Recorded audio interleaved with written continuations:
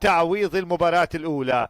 انطلقت المباراة وصافرة البداية عند أصحاب الدار، عند الفريق الأصفر، عند هولير. أمامية بمحاولة أولى لكنها مقطوعة لمجد فريق أربيل. ومازن فياض، لمسة يد موجودة والخطورة قائمة لا تزال، وفي النهاية ضاعت.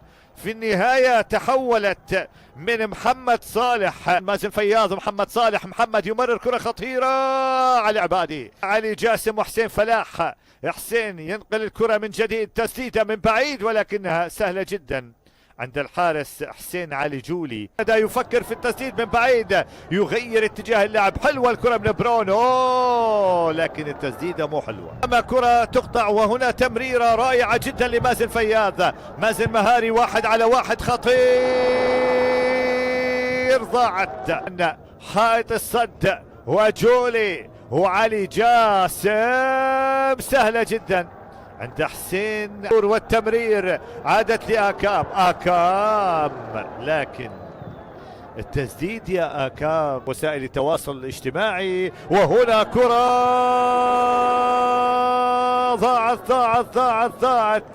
أخطر الفرص كام. هذه خطيرة، هذه خطيرة خطيرة خطيرة خطيرة خطيرة، ولكن الكروسنج غير ناجح. وتهيأت فرصة، العارضة تقول لا لأربيل. قاسم علي الآن، تمريرة جميلة وحارس المرمى. ركلة جزاء صحيحة، ركلة جزاء بتدخل من حارس المرمى حسين علي جولي، وذاك كبير من سيدريك. وركلة جزاء يحتسبها حكم المباراة لصالح الكهرباء. إذا شوف سيدريك، وبنالتي صحيح، قرار صحيح تماما. البنالتي، ركلة الجزاء، فرانك سيدريك وجولي.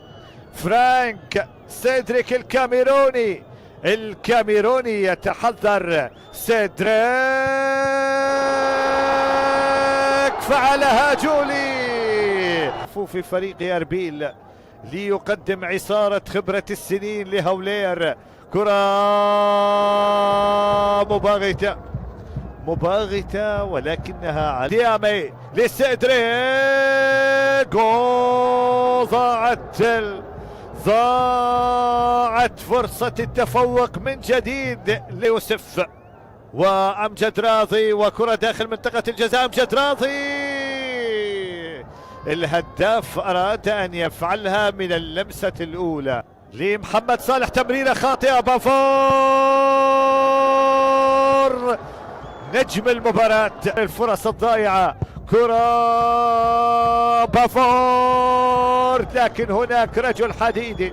تأتي من علي جاسم، علي لأموري، أموري في جهة اليمين، طلب الكرة، الخطورة قائمة. جولي، جول. أخيرا استسلم حسين علي جولي، وجاء افتتاح التسجيل المستحق. استحق فريق الكهرباء أن يتقدم في المباراة. نعم، كان أفضل في شوط المباراة الثاني بكل المقاييس، كان أفضل بالفرص التي تحققت، كان أفضل بالسيطرة. وستيفن بافور يسجل هدف التفوق لصالح فريق الكهرباء. تقدم الفريق الزائر على أربيل.